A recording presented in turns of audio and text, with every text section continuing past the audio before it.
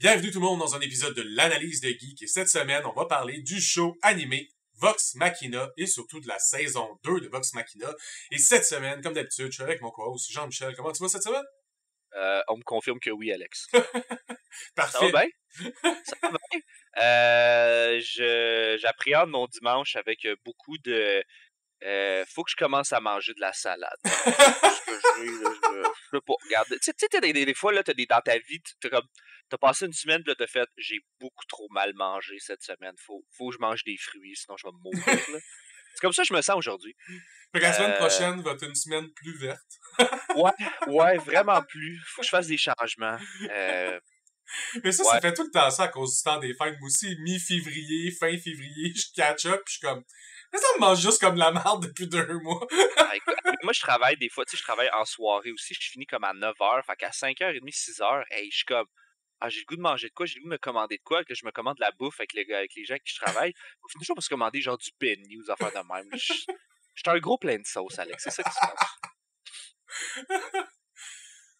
Faut que je mange de la salade. Là. Je suis plus capable. De la salade, là, puis des fruits. Je pense que ça, je vais faire. Je vais aller genre au métro aujourd'hui, je vais m'acheter une chier de fruits, je vais me faire une salade de fruits. Bon, et voilà. Ça va être notre conseil de la journée avant qu'on parle de Vox Machina. Allez, achetez des fruits puis faites-vous une salade de fruits. Ouais. Globalement, comment t'as trouvé la saison 2 de Vox Machina? J'ai beaucoup aimé. Je l'ai-tu plus aimé que la saison 1? Elle est vraiment différente. Saison 1, elle sert beaucoup d'introduction à certains personnages puis aussi à les solidifier comme un groupe qui travaille ensemble. Ouais. Un peu comme faire leur renom. Je pense que ce que moi j'ai beaucoup aimé de la saison 2, c'est comment ils vont approfondir les personnages. Ce qu'il y avait moins, mettons, dans la saison 1. Comme si vraiment... Le lore aussi de Tal'Dorei. Ouais.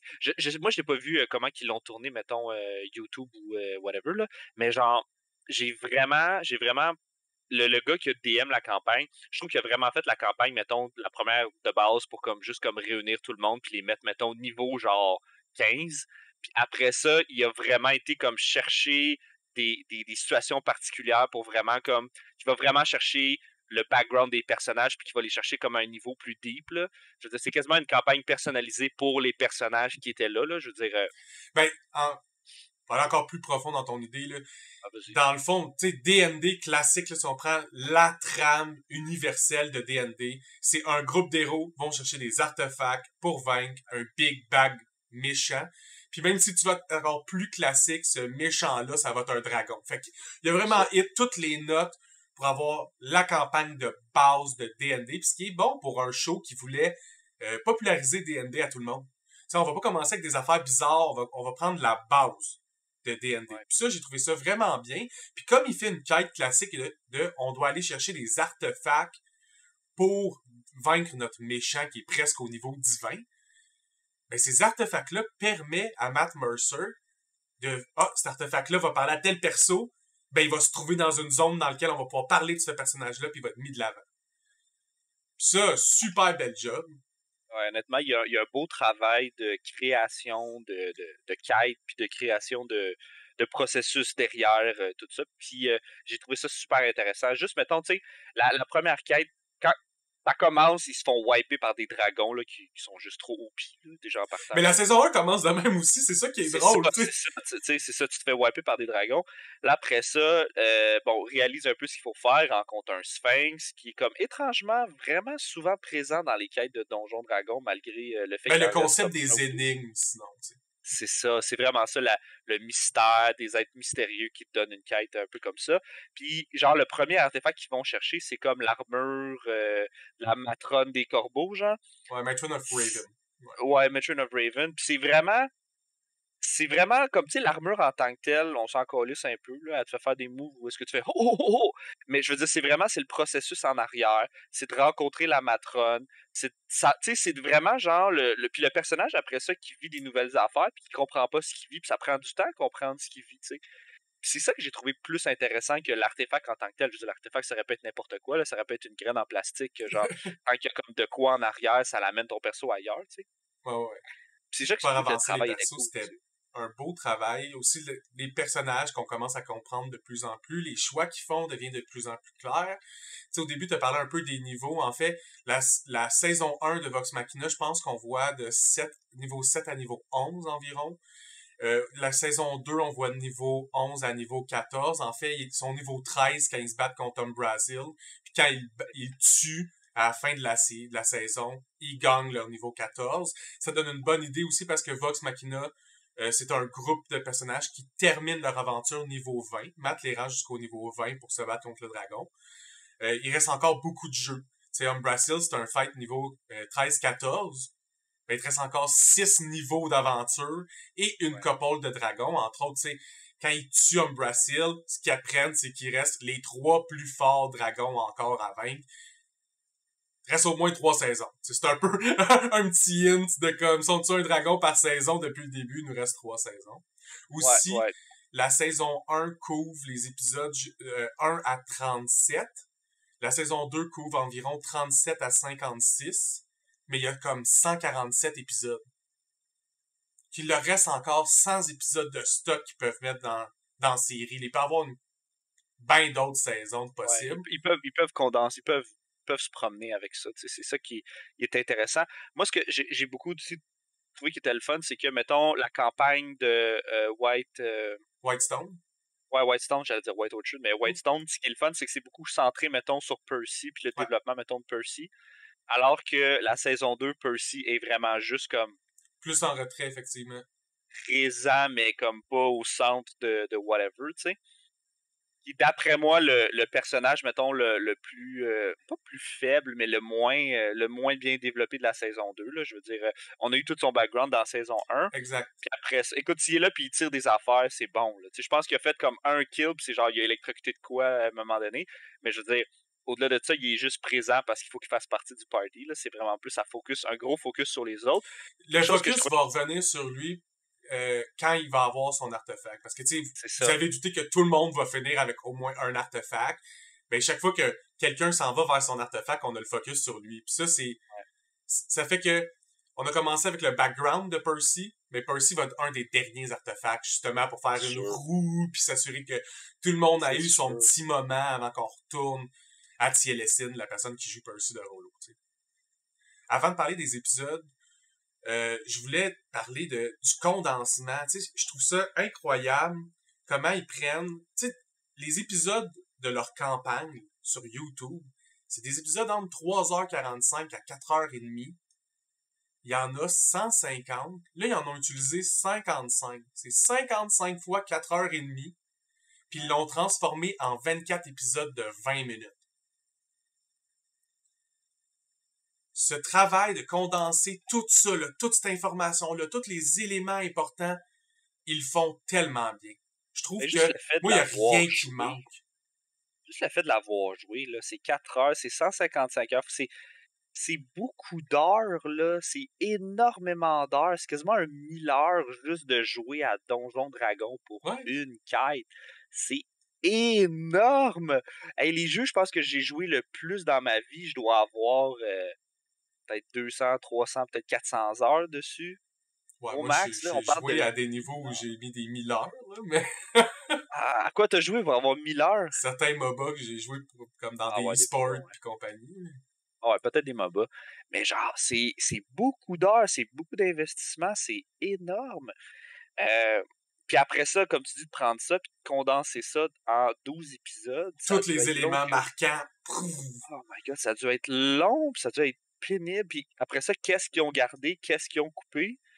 Tu sais, de ces 1000 heures-là, il s'est passé 1 million d'affaires, puis ils ont décidé de garder le fait que, genre, quand il met sa ceinture, Grog a une barbe. Ouais. C'est drôle, là. Parce que ça a dû être un des moments qui ont le plus ri à la table, tu sais, je m'en souviens pas assez bien, mais j'ai l'impression qu'il y a des moments qui ont aussi marqué les joueurs, puis la communauté, juste parce que c'était trop drôle, c'était trop cap, tu sais, il faut absolument que ça soit dedans, ou certains dialogues qui sont mis presque mot à mot. Tu sais, entre autres, dans saison 1, quand Percy, il tue le commandant, c'est presque identique ce qu'il dit. Quand, je vais en reparler plus tard, mais tu as parlé un peu de la tombe puis de Vax qui obtient son armure. Ouais. La façon qu'il joue dans la série, c'est exactement comme ça qu'il a joué à table. Parce que Liam est un excellent joueur. La façon qu'il a joué la détresse, le stress, la panique, tout ça, il l'a joué exactement comme ça à la table. Fait que c'est sûr que ça va être transmis identique dans le show. Puis c'est ça. quel bel job. Tu sais, j'applaudis ce Imagine, job-là. t'as des acteurs professionnels pour jouer ta game Ah, de ça D&D. doit être le fun. Ça doit être tellement le fun. Ça doit être une autre game, là. Ça doit être comme, ah non, fuck, ma soeur est morte. Ah, je suis pas content. Tu sais, Je pense ouais, que je suis mon pas mal perso, triste. il est pas content. Mon perso est triste. Mon perso est juste comme, non. Tu sais, Eux il y sont a, instant boom. ben oui, Ah! des acteurs professionnels, ça Ouais. doit être fucked up, là. Mais c'est vraiment spécial. Puis, je pense qu'il y a je pense que j'ai plus aimé la saison 2. Puis, c'est pas parce qu'il y a genre des moves OP puis des affaires de même. Je pense que c'est vraiment plus d'en apprendre un petit peu plus, mettons, sur mes personnages que je trouve le fun. Je trouve ça vraiment intéressant. Moi, c'est le lore. Je suis un gars d'univers. Dans Ouais, saison 1, on en apprend beaucoup sur comment Whitestone a été détruit, un peu la corruption. Mais là, on se penche vraiment dans le concret. C'est quoi les mythes de la place? C'est quoi les créatures ouais. dangereuses? C'est quoi les villes qu'il y a autour à part Emon? Tu sais? Divinité, qu'est-ce qui gère, qu'est-ce qui rule, tu sais. Entre autres, il y a deux divinités super importantes dans saison 2. Celle de Pike, la Downmother, puis celle de Grog, qui est le Stormbringer. Puis qu'il le croise même une fois, puis il comprend même pas que c'est lui, avant de le recroiser une deuxième fois sur le bord de la mort, tu sais. Ouais. Mais en fait, je pense que la quête de Grog, c'est la quête la plus. Ben, c'est le bout le fun de la saison, je trouve le fun, parce que tu sais, Grog, c'est un baston kind of guy. Puis juste le voir vivre avec son Craving Edge, puis toute cette relation-là, finalement, il décide qu'il la brise, mais comme en la brisant, ça y Craven enlève. Edge, qui est Frostmourne de Warcraft Ouais, 3, là. le cliché de genre l'épée qui veut toujours plus, puis qui te rend comme genre bloodthirsty. Puis là, il la pète, puis là, ça y enlève, ça y donne des estis de gros malus. Je sais pas c'est quoi sur comme des statistiques qu'ils ont donné comme Moi non malus. plus, Là. j'ai pas trouvé en ligne qu'est-ce que Matt a donné comme malus exact à la Clairement, genre fiche de moins Travis.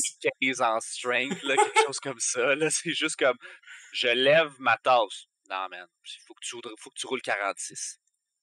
Puis il est comme, c'est un D20. Ben, c'est ça. OK. C'est ça, là.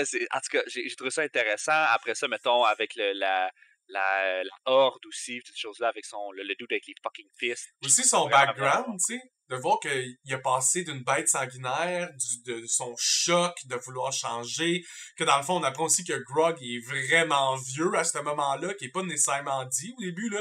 C'est pas ouais. l'âge de Grog. Le Grog, dans le fond, là, il est très, très vieux, là. C'est probablement un des plus vieux membres du party, mais il est aussi le plus dum-dum, pis il est vraiment drôle, tu sais. Ouais.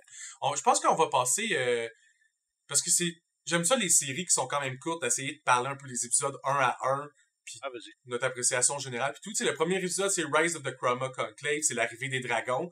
Je trouve, comme j'ai dit tantôt, c'est un bon callback, la saison 1. Tu sais, ça commence, ils se font péter par un seul dragon. À la fin, ils pètent ce dragon-là. Fait que la saison 2, ils se font péter par plein de dragons. Puis, il y a quelque chose en moi qui aime ça. Tu vois qu'ils ont vraiment wipé le dragon le plus facile à péter. Oui, là, un ils ont très été faible vraiment niveau chanceux. dragon, niveau 9, Ouais. genre. Quelque chose comme ça. Puis là, ils se font attaquer par fucking genre comme Elder Dragon niveau genre 30, là. Puis le De maximum 15 à pouvoir, 20 à 20 divinité, ouais, tu sais. ouais. Ah ouais. Des dragons le fun, c'est pas juste genre comme un Tous des dragon dragons de de feu, mettons. Ouais, non, écoute, un dragon d'acide, tabarnak, mais c'est Ah, violent. pis l'ont-tu bien animé? Comment l'acide Ouais, touche le monde? C'est ouais, dégueulasse. Et c'est ouais, parfaitement comme ça. c'est bien correct.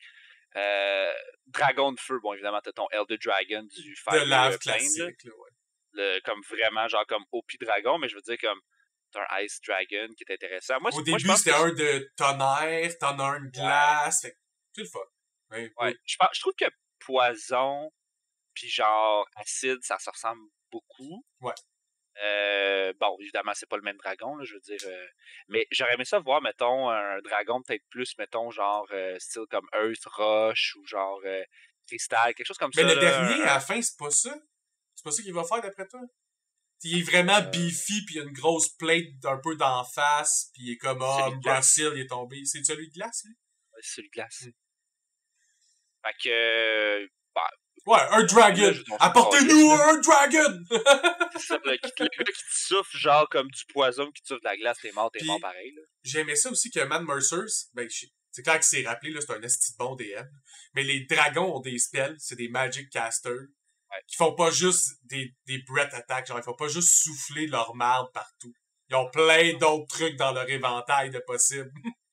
Ah non, c'est quasiment un personnage en tant que tel. Tu peux lui donner des weapons, tu peux lui donner des spells, tu peux lui donner des Tellement fort. skills, tu peux lui donner tu peux quasiment lui donner une personnalité aussi à la Smaug un peu, là, tu sais, sa Ben oui. personnalité est un peu ce qui est.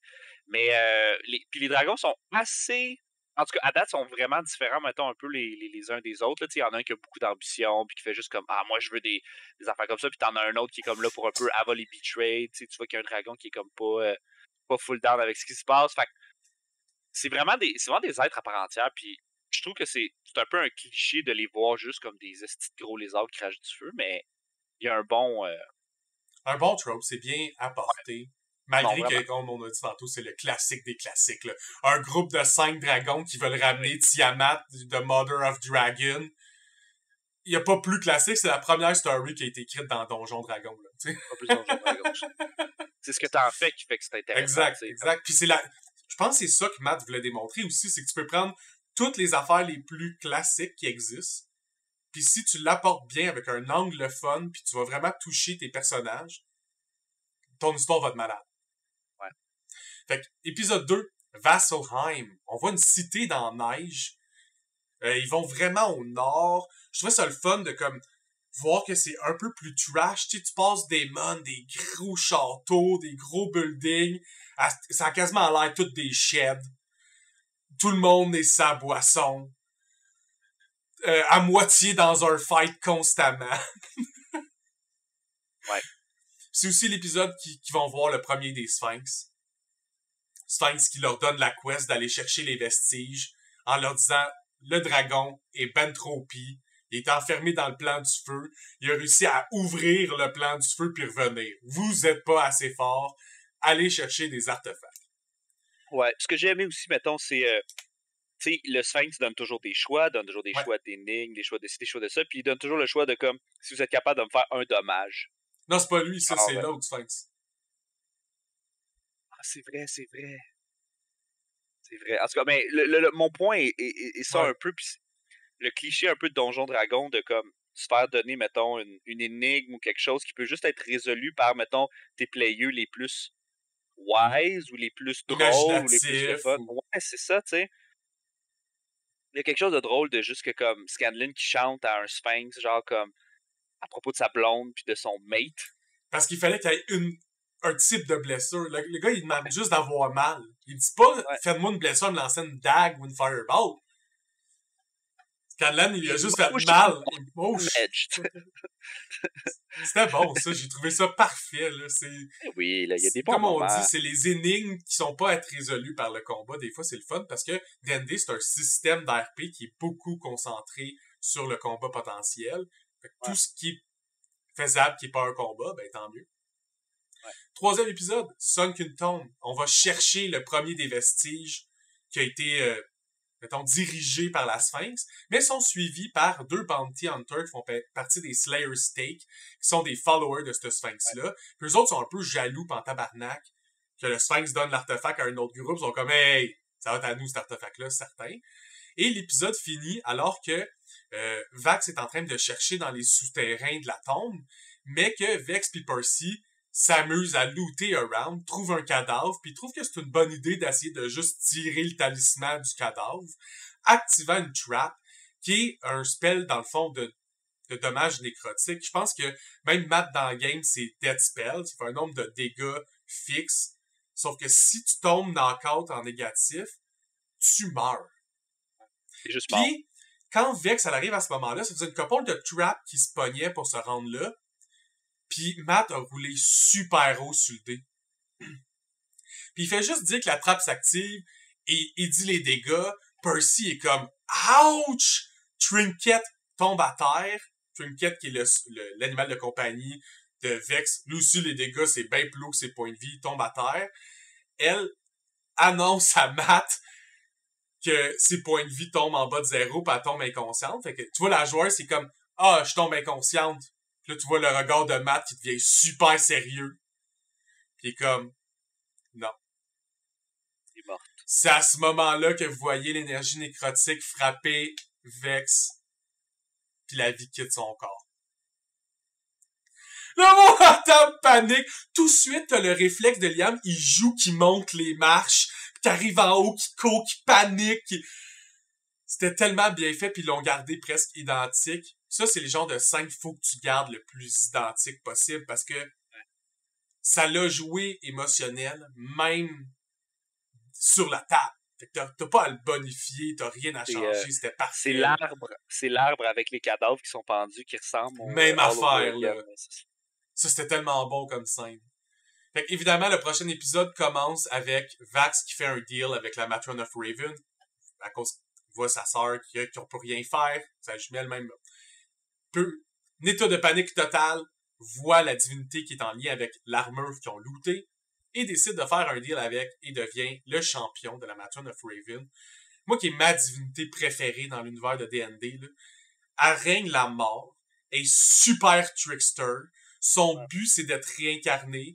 Comme souvent, quand t'as des joueurs qui prient la Matron of Raven, tu peux faire des trames de double agent, de comme ton joueur essaie de voler des artefacts pour essayer de libérer sa déesse. Il y a plein d'affaires trop nice à faire avec cette divinité-là. Fait que c'est le fun qu'elle soit impliquée. Ça fait aussi le sentiment où Vax est constamment effrayé. Alors qu'avant, il était très dans l'action, il était tout le temps en train de se pitcher à l'avant. Là, il est très dans le « j'ai pas le choix de faire des affaires, sinon je me fais voler mon âme. » Tu sais, je vais me faire voler mon âme. Ouais, ben c'est ça. Puis je pense qu'il y a une mauvaise conception aussi de la matrone. Puis au fur et à mesure... Ouais, son rôle. Puis au fur et à mesure qu'elle avance puis qu'il parle, parce que honnêtement, depuis comme 3 épisodes, elle est juste comme « Yo, je veux te jaser, là, viens me voir, là, tu sais. » Puis il est comme « Non, c'est pas... Je veux pas avoir rapport avec ça. » Puis finalement, elle réalise que c'est pas une mauvaise chose. Tu sais, il est pas dans une mauvaise position, puis elle est de son bord. Là, mais c'est, en fait, c'est pas nécessairement que c'est pas une mauvaise chose, c'est qu'elle apprend à Vax que la mort, c'est pas une émotion négative, c'est un moment dans la vie de tout le monde. C'est ça. Puis ça l'unit tout le monde. Fait que si lui, son but, c'est d'être un unificateur, il peut continuer ce rôle-là tout en étant le champion de la mort. C'est juste qu'il doit continuer à faire son rôle. Ben, c'est ça qui est intéressant, c'est que tu le sais qu'il y a un autre purpose en arrière de ça, mais pour l'instant, elle se contente de ce qui se passe, tu sais. Ouais. Continue à ramasser des vestiges. Ben, relax. Moi, je sais comment sa story finit, parce que j'ai écouté la campagne. C'est le fun. Ça fait un... Il y a une des stories qui conclut mieux pis t'as moins besoin de parler après, tu sais. Contrairement à d'autres personnages qui sont revenus dans campagne 3 pour qu'on parle de leur futur, comme Percy, Vex, puis Kaylee, entre autres, puis Pike, sont les 4 qui sont revenus dans campagne 3, beaucoup plus vieux, dans des positions de pouvoir, c'est le fun de voir comment ils ont évolué. Après ça, t'es revois, c'est comme, moi j'ai vois en live dans campagne 3, puis là t'es vois dans la série beaucoup plus jeunes, c'est le fun de faire des comparatifs. L'autre épisode d'après, parce que, évidemment, le fin de l'épisode de on prend le premier vestige puis le deal avec Vax, c'est juste sortir de cette tombe de merde-là quand on se fait backstab. Parce qu'ils se font backstab par les 2 bounty hunters qui libèrent une créature vraiment dangereuse, puis fight contre la créature, puis on sort du donjon. L'épisode 5, qui est un épisode dans qui a dû faire du bien à la joueuse de Kaylee, parce que quand je jouais les 30, mettons les 50 quasiment premiers épisodes de Kaylee, elle avait beaucoup de haine en ligne sur le fait que son personnage échoue. T'sais, c'est un personnage qui a beaucoup de la difficulté à uphold son statut et à uphold comme la destinée que son peuple essaie d'y donner. Moi, je trouve que c'est une trope qui est vraiment le fun, mais il y a beaucoup de monde qui ont mal réagi à l'échec. T'sais. Ben, je sais qu'il y a beaucoup de gens qui attendent. Tu sais, mettons, tu peux. C'est un peu c'est ce que j'appelle le problème de Naruto. Le problème de Naruto, c'est que Naruto, il peut pas être bon à moins qu'il devienne légendairement OP. Ouais, mais ça, sinon, l'histoire a fini. C'est ça. Parce que le problème avec Naruto, c'est que Naruto, il est pair avec quelqu'un qui est actuellement vraiment bon tout le temps, qui est Sasuke. Ouais. Puis la seconde où il est plus avec cette personne-là, c'est là qu'il peut avoir de la place pour comme devenir meilleur. Bon. Fait que c'est ça un peu son problème. Puis je pense que Killid, son problème, c'est un peu ça, c'est qu'elle fait partie d'un party où est-ce que tout le monde a le potentiel de devenir très très bon. Puis elle se fie beaucoup sur ses amis, puis c'est le monde autour d'elle parce qu'elle a pas la confiance qu'elle devrait avoir. Exact. Puis je pense que ça confronte beaucoup de gens. C'est juste ça. Ouais. La confrontation est là. Définitivement. Les gens sont pas comme, ben là, t'as un personnage que j'aime bien. Pourquoi est-ce que t'as pas de succès dans tes amours ou t'as pas de succès, mettons, dans telle affaire? Puis La vérité, c'est que c'est pas tout le monde qui va réussir. C'est pas des fois lié à toi. Ça peut être vraiment d'autres facteurs. Puis au final, ben, moi, je trouve que sa story est réaliste. De comme, à trop de tâches, à trop de devoirs pour une ouais. jeune druide. Tu sais, Pas juste ça, écoute, elle est censée comme être le futur de son ouais, peuple. c'est ça. Ça, là, ta gueule, là. Qui est censé être le futur de ton peuple? Elle a l'air d'avoir genre 25 ans. Une elfe encore fucking jeune, mettons, tu sais. Ouais, c'est ça. Fait que, tu sais, en tout cas, je trouve ça plate un peu. Puis, mais ce que j'aime de cette histoire-là, c'est que là, Killith, elle a décidé qu'elle respectait un peu, elle a changé de classe, ou elle a, ben, en fait, elle a Non, une c'est juste que, classe. ouais, c'est qu'elle a toujours été druide. C'est juste que son personnage, ça l'était limité en disant, au début, j'utilise juste les spells de druide qui ont rapport, mettons, à la terre puis au vent.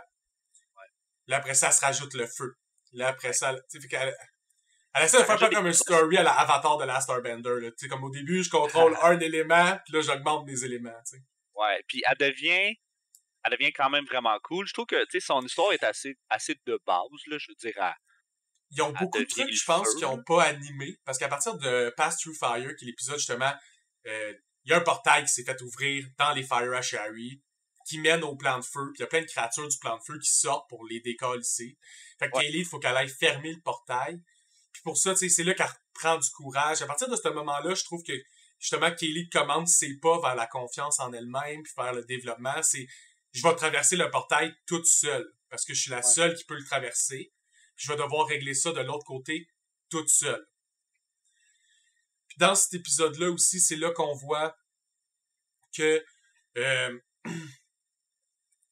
comment je pourrais dire ça, comme les fire techniques de Kaylee. À partir de là, elle est capable de contrôler un peu mieux le feu.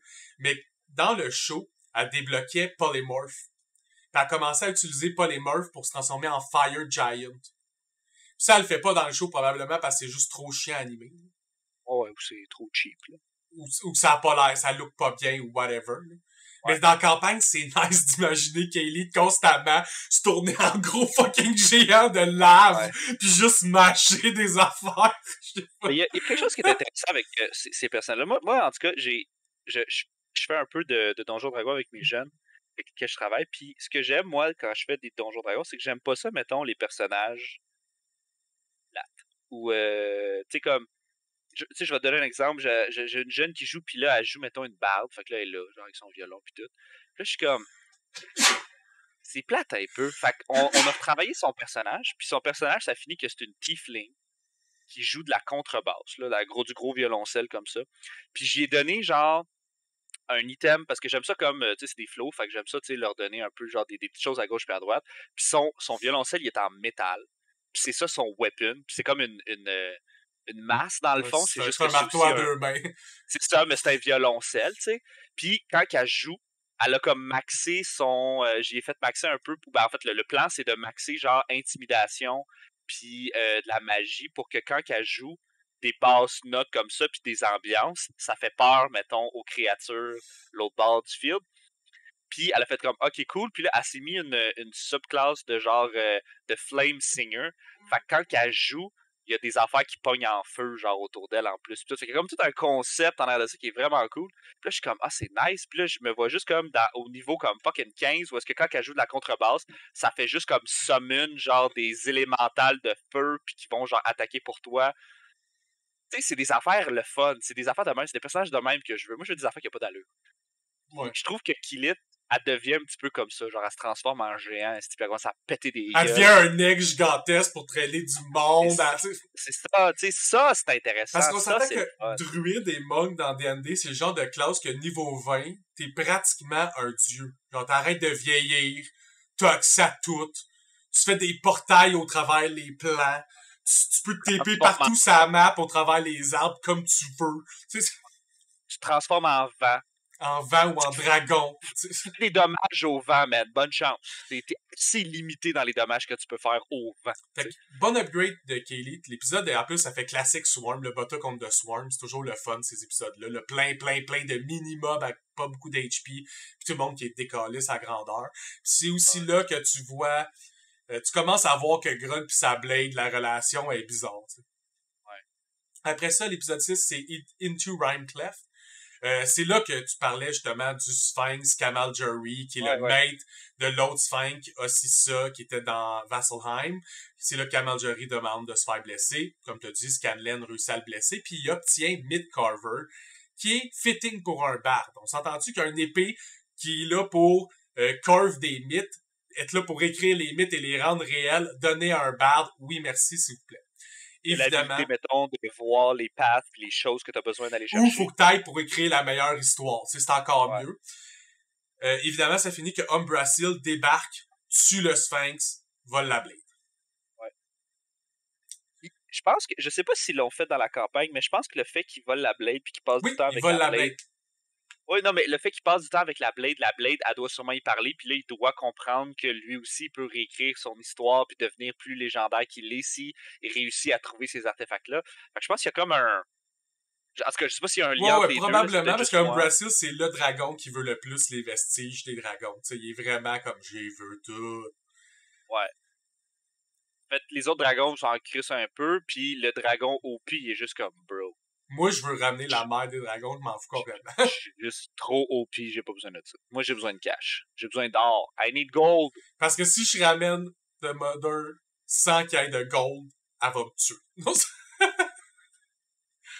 va s'asseoir sur moi. L'épisode 7, c'est mon épisode préféré, je pense, de la série. Pas pour ce qui se passe, pour ce que ça look. Le Feyrealm. Moi, j'adore cette place-là dans D&D. Je trouve ça fucking nice, un endroit qui est vraiment bubbly, plein de couleurs, mais qui est aussi super dark et terrifiant. Tout ça, ça soit mélangé dans le même univers un peu Alice in Wonderland-esque, là. Ouais. Ah, là, ça, c'est mon chien qui a comme... Il a regardé la télé, puis il a vu comme nos deux visages, puis il me regarde, puis il comprend pas. Mais je pense que si tu vivais dans le monde de Avatar de Last Airbender, tu vivrais dans le Spirit Realm. Ouais, tu serais juste comme, c'est vous, tabarnak, moi, je m'en vais vivre là-bas. C'est bien plus le fun là-bas. Là, tout le monde serait comme, mais Alex, on pourra plus passer de temps avec toi, puis tu veux juste être comme...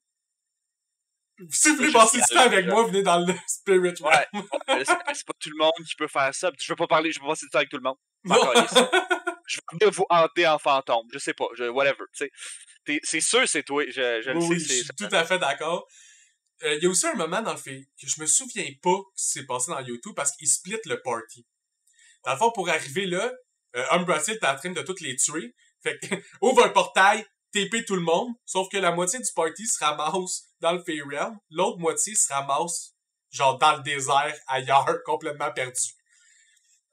Ben, dans la série où tu parles ou dans la quest? Dans la série. C'est Grog, Scanlan, Pike. Ils se font séparer. Ils sont pas dans le désert.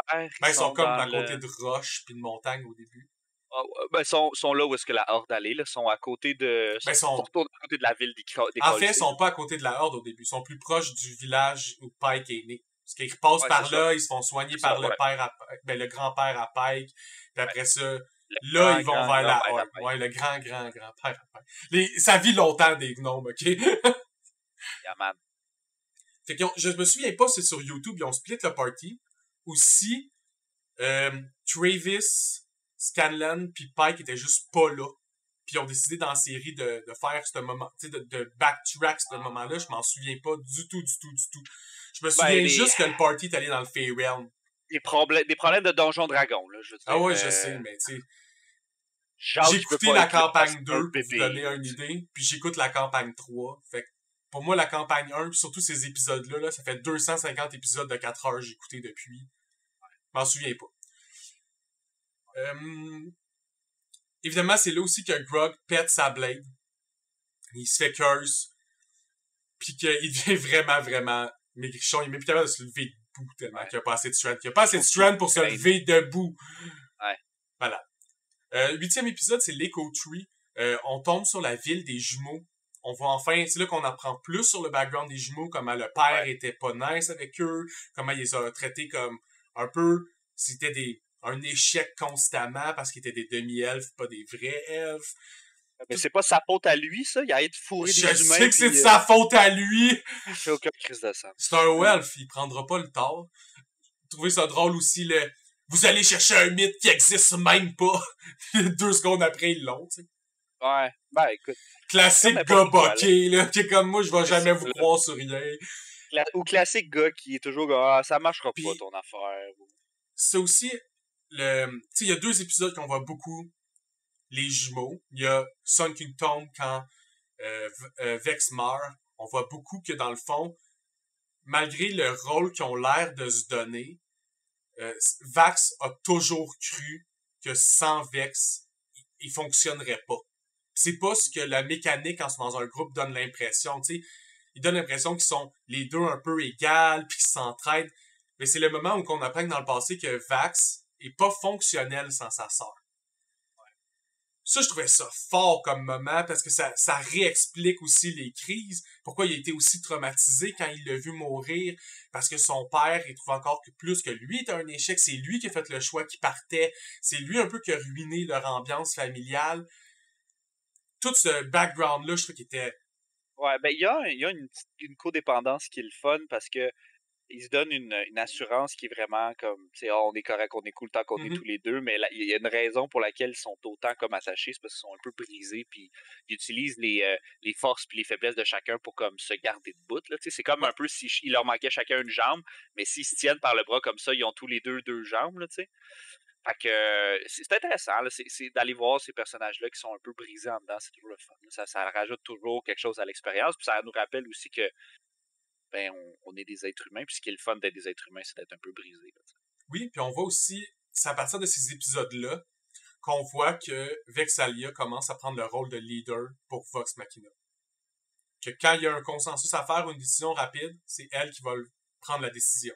C'est elle qui fait le call de se téléporter. C'est elle qui dit qu'on va quand même aller se battre pour aller chercher l'arbre. C'est souvent elle qui va prendre la décision finale du groupe ou que le groupe va se pencher pour avoir la décision finale. C'est quand même fétique pour un ranger, je pense. C'est une bonne classe pour donner ce genre de rôle-là dans un groupe. Le personnage là, qui croise dans le Fey Realm, là, le satyre.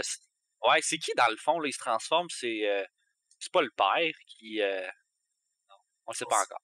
J'ai aucune idée. C'est un gars qui sait trop d'affaires, qui est là depuis très longtemps. C'est très World of Warcraft, ça. On va en savoir plus un jour, peut-être pas. Ouais, peut-être. OK. L'épisode 9, A Test of Pride. Là, on retourne à Grog, Scanlan puis Pike. Ils viennent à la conclusion que le prochain vestige chez les Thunder Knuckle. Et Grog est comme, oh non, je connais ça, moi, Thunder Knuckle. C'est les gars de mon oncle. Fuck, c'est un vestige, faut que je retourne y parler, puis ça me tente pas. Puis ça, on enchaîne tout l'épisode presque sur le background de Grog. Quel épisode, comme, autant les combats de voir que comme c'est juste une machine de guerre qui pensait pas avant. Puis voir toute son évolution de je peux pas juste pas penser jamais. Ouais. Je peux pas juste tuer pour tuer. C'est comme c'est une loupe sans fin. Là. Ça mène à. Faut qu'il y ait quelque chose d'autre derrière mon killing. C'est le fun de tuer, là, mais faut que je donne une raison. C'est un peu le bon vieux trope de genre j'ai été cast out de la horde par genre comme le patriarche, puis là je reviens pour me venger. Mais c'est pas. C'est une bonne trope. J'aime ça, ça vient un peu. Ça vient avec une quête de revanche, un peu. C'est satisfaisant. Il y a quelque chose de le fun là-dedans. Puis ça l'introduit un peu la relation de. Grog et Pike, pourquoi ils sont arrivés ensemble dans le show? Pourquoi ils se connaissent autant? Ils se connaissent autant parce que Grog, il existait quand Pike est né. Puis ils vivaient dans la même maison. Fait que c'est clair qu'ils chillent ensemble, tu sais. Bel épisode. The Kill Box, l'épisode 10. Grog affaibli s'en va se battre contre son nom. Quel fucking bon épisode.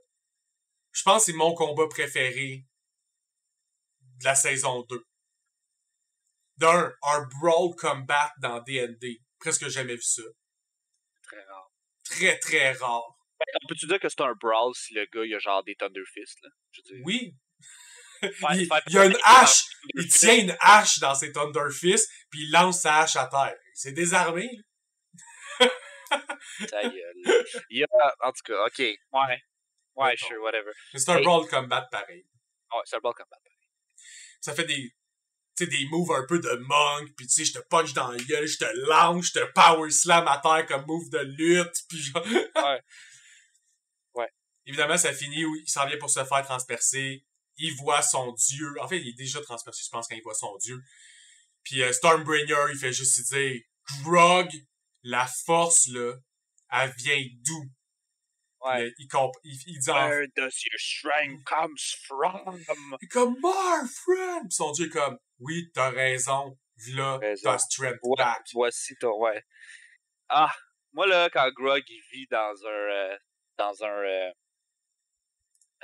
voyons, Il parlait à Raiden dans Mortal Kombat. Les noms des animes, là, comme ça, là, où Un est-ce que shonen. les amis, c'est ton pouvoir. Un shonen! C'est oui. ça, Grog est un shonen.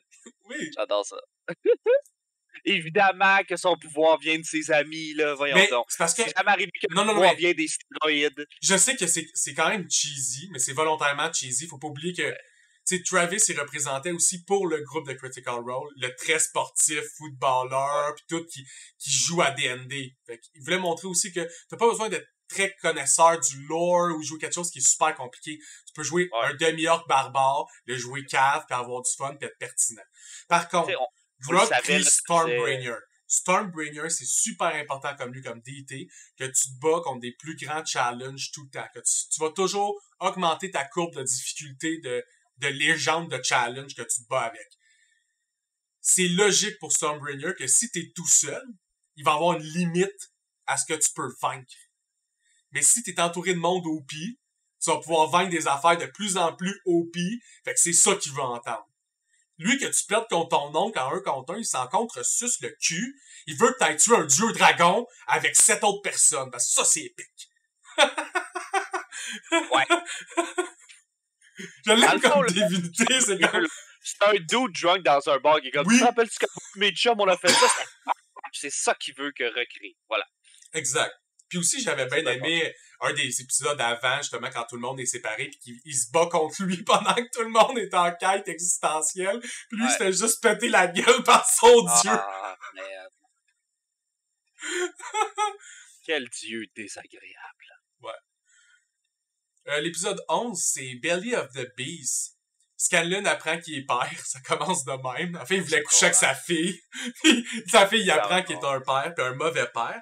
Évidemment, on s'en doutait un peu toutes que si Scanlan couche avec tout ce qui bouge, il est probablement parent d'une couple d'enfants de différents mélanges à gauche et à droite. Première évolution aussi émotionnelle pour Scanlan. C'est comme, il commence à comprendre que ses actions ont des conséquences. Puis qu'il a vécu longtemps parce que c'est un gnome. Fait qu'il y en a beaucoup des conséquences à ses actions. Ouais. C'est aussi l'épisode dans lequel il essaye de faire un piège à Umbrasyl, mais qu'il se rend compte que c'est un dragon. Fait qu'il caste Invisibility. Puis qu'ils ont pas de solution à ça! Non, ils n'ont pas. Un invisible dragon qui crache de l'acide, qu'est-ce que tu veux faire? Tu peux rien faire. C'est horrible. Je sais pas comment ils ont fait pour gagner. Honnêtement, je sais pas. Moi, le bout que j'ai préféré, c'est quand il lance. Il dit comme, on va l'attaquer de l'intérieur, puis qu'il se rentre dans le as du dragon. Puis là, après ça, t'es dans le as du dragon, t'es dans son estomac. T'es dans l'estomac d'un dragon qui crache de l'acide. Fait que l'acide commence à... Fait que t'es genre enfermé dans un estomac qui se remplit tranquillement pas vite d'acide. Oh. Ils sont sortis vite aussi. Ben, j'espère, tabarnak. Je veux dire... Ah, mais cette scène-là est tellement différente, là. Dans le YouTube, puis dans le... Mais pas le rentrer dans le dragon par l'anus, ça, c'est identique. Après ça, il est vraiment dans le dragon, les deux sont dans le dragon, puis Grog, à la fin de l'épisode 11, lance vraiment une hache avec une corde dans le dragon, puis les trois s'envolent. Ça, c'est exactement pareil. C'est à partir du début de l'épisode 12, qui est The Hope Devourer, ça commence, puis le dragon s'enfuit vers la montagne, avec 2 personnes dans son ventre, puis une personne comme semi dans son dos. Quand les Scanlan puis Vax sortent du ventre avec l'épée, qu'ils font juste comme ils font un trou puis ils se pitchent dedans, dans la série, c'est vraiment cool parce qu'il fait ça aussi. Vax fait un deal avec la Matron encore une fois, il se connecte encore plus avec, puis ça lui permet d'un peu sauver la vie. Mais ce que Scanlan fait pour sauver Grog, parce qu'en théorie Grog se chie pas la gueule à terre. C'est bien plus drôle dans le show que Grog fasse genre « Ouais, je suis en train de tomber, moi, tabarnak, j'ai pas de solution. » Gigantesque! Puis qui s'éclate de plein fouet à terre, tu sais. Mais dans le show, c'est Scanlan qui a un moment héroïque, qui est comme dans l'état de panique de tomber, qui est comme shit, je veux pas laisser mes amis mourir, je veux vaincre les dragons, je veux enfin comme que ma fille soit fière de moi. Il casse polymorph sur Grog puis il le transforme en aigle. Puis eux ils tombent sur Grog en aigle. C'est pas Kaylee qui se transforme en aigle à aller chercher les deux Ouais. autres comme pendant Ouais. qu'il y a pas de c'est Mais plus comme parce que là, on n'a pas vraiment vu ses powers, je dirais, il à part utilise la peu main. ses Là. powers, mais il faut dire que dans les campagnes, parce que vous allez le voir sûrement ça dans d'autres shows avec Sam ou si vous suivez d'autres campagnes sur YouTube, Sam Riegel utilise ses skills presque pas en combat. Il utilise surtout ses affaires pour des situations narratives, il va charm, il va soigner, Ouais. il va... Fait que globalement, c'est rare que tu le vois se battre. Puis ce qu'il utilisait comme skill le plus souvent avec Scanlan, c'est Spectral Weapon. Puis c'était une main. C'est ça, sa main qu'on voit juste fucking tout le temps. Fait qu'il est pas... C'est rare qu'il fait des affaires fuckées en combat. C'est pas ça son rôle dans leur groupe de D&D. Entre autres, le move le plus impressionnant qu'il a fait avec son deuxième personnage, qui est une gobeline archère, c'est qu'il faisait de la trigonométrie avec ses shots. À un moment donné, il était pas capable d'avoir un shot sur genre un beholder, puis il a fait une trigonométrie, puis il a shot dans l'œil en faisant des bonds à sa flèche. Là, t'sais. Mais globalement, il est plus drôle qu'il est bon en combat. Ouais, ben c'est ça, puis on oublie souvent que le but à Donjon Dragon, c'est pas nécessairement d'être le meilleur et le plus fort, c'est juste de jouer ton perso, tu sais. Exact. De toute façon, tu seras pas le meilleur, tu seras pas le plus fort, parce que tous les personnages viennent avec des faiblesses.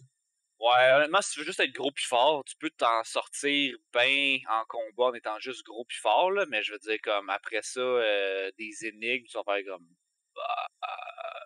I take rock, I smash rock on my face. As-tu marché? Là, ton DM va t'arriver comme, non.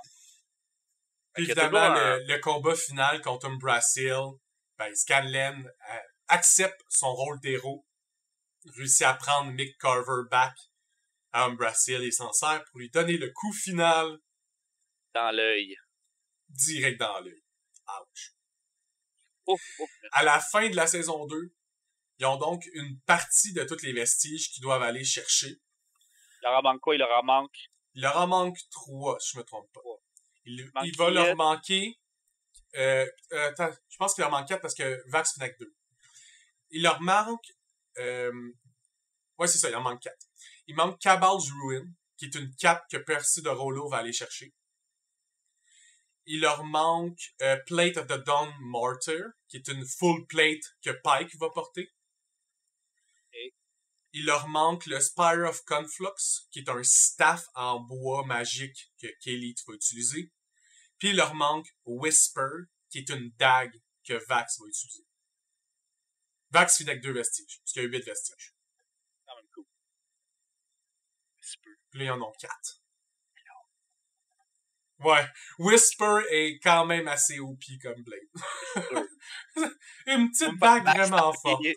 Faire backstabber par un weapon qui s'appelle Whisper, là. Je sais pas ce que ça fait, mais t'es mort. Yep. Il y a okay, non, c'est bon. Fait que là, ils ont la moitié de poignée. Qu'est-ce que l'arc fait? Il shoot genre des web... L'arc, techniquement, il est dit d'être un longbow made par le Feywild qui a une mentalité un peu propre à lui. Ses stats exacts, pour ceux qui aiment D&D, là, il donne un bonus to attaque évolutive. Ça veut dire que le weapon commence à +1, mais il va augmenter avec tes niveaux jusqu'à un +3. Il peut tirer des flèches qui font un additional damage en lightning damage d'un des 4 ou d'un des 6. Au début commence à un des 4, le beau upgrade à un des 6. Il peut faire une fois par short rest un Oracle Arrow. C'est Can See Through Arrow for up to 10 minutes. Fait comme tu peux voir toutes les flèches, tirer tes flèches dans des angles de malade mental. Tu peux faire un Bramble Shot une fois par long rest, qui est une flèche explosive et personne qui fait genre 3d8 piercing damage puis qui peut te restrain en plus. Mais à short, Rumble, c'est d'habitude, c'est short, là. Faut que. Tu peux pas shooter ça loin, non? Elle peut tirer à distance de son arc. Okay, elle tire sur sa flèche, fait. Okay, fait que c'est quand même un arc OP. Ouais, c'est un arc vraiment OP, là. Puis évidemment, comme je dis, c'est que chaque artefact, comment Matt les gérait, c'est quand tu le pognes, il est dans son état dormant. Après ça, tu l'awaken. Ouais. Puis après ça, il va te exalt. Ok, fait qu'il... Il le reste du jeu, là. Ils vont pogner les 4, après ça, il va falloir qu'ils upgrade leur vestige, puis là, ils vont tuer la divinité. Ok, puis les Thunderfist, ils font quoi? Ah, attends, les autres, je sais pas leurs stats exacts, Thunderfist. Je sais qu'ils te donnent un bonus, je pense, en consti puis en strength, mais... Je vais aller voir for sure. Mais je pense que ça donne Stone, Knuckle, Properties. Ça increase la strength ton strength score à 22, après ça à 24, puis après ça à 26, dépendant de si tu l'actives ou non. C'est fort à Christ. Tes attaques font double damage aux objets et aux structures. Fait que tu peux péter des murs à coups de poing. Puis c'est drôle parce que à ce moment-là, Vox Machina avait des gros problèmes avec les portes. T'es pas capable des locks ou des péter, c'était trop long, il perdait des rounds. C'est bien récurrent, là, où est-ce qu'il essaye de... Tu sais, il se fait comme 3-4 portes, là, qui se glissent devant, pis ils sont comme, oh, tabarnak! Là, il va avoir un skill pour l'aider à péter des portes. Il peut cast Enlarge ou Reduce sur lui-même, pis ça dure pour 10 minutes sans concentration une fois par jour. Que ça dure sans concentration, c'est vraiment fort. Puis quand tu peux te monter à 22 de strength, puis en plus de ça, tu peux t'enlarge. Assez cool comme combo. Et 22-26 de strength, c'est fort. 26 à la fin, c'est énorme. Quand ça, c'est sans compter que tu peux mettre une autre ceinture de strength ou d'autres cochonneries. Là, t'es comme, dans le fond, ce que t'es en train de me dire, c'est de me dire, OK, bon, ben, tout le monde, on fait un check de strength. Puis là, tu regardes le gars, t'es comme, toi, t'es chill. C'est littéralement ça, là. Mais en plus de tout ça, là, les Thunder Knuckle, quand t'es enlarge, tu gagnes resistance à Fire, Cold, Lightning puis Thunder Damage. En plus, qui est un barbare, fait qu'il y a déjà résistance quand il rage. Comme plein de types de dégâts qui est pas magique. Là, il y a aussi résistance aux dégâts magiques. Super tank. Super tank. Super tank. Fait que c'est la fin de la saison 2. Avant de terminer la vidéo, je voulais vous parler un peu de Critical Role ont annoncé récemment qu'elle allait sortir une nouvelle série animée aussi, mais sur les Mighty Nine, qui est leur campagne 2. C'est un groupe qui est vraiment différent de Vox Machina. Ils vont les sortir en même temps. Ils vont pas attendre que Vox Machina ait terminé toute leur saison. Ça va être un peu comme Disney fait en sortant, mettons, Mandalorian en même temps que de Bad Batch ou des choses de même. C'est pas grave pour le storytelling. Ils se passent pas exactement dans les mêmes années, puis ils vivent pas les mêmes affaires. Globalement, ça va être le fun. Ça va faire plus de D&D. Moi, je suis bien content avec ça. Mais oui. Tu as d'autres choses à ajouter sur le show avant qu'on arrête ça? Allez l'écouter, c'est vraiment le fun. Ouais, je suis d'accord. Allez l'écouter. Si vous l'avez pas écouté, si vous l'avez écouté, ben dites-nous c'est qui votre perso préféré dans le groupe de Vox Machina en commentaire. Puis si vous avez écouté les autres campagnes, j'aimerais ça moi savoir c'est quoi aussi vos persos préférés dans la campagne numéro 2 puis dans la campagne numéro 3. Au plaisir de se voir sur une autre vidéo tout le monde, puis à plus.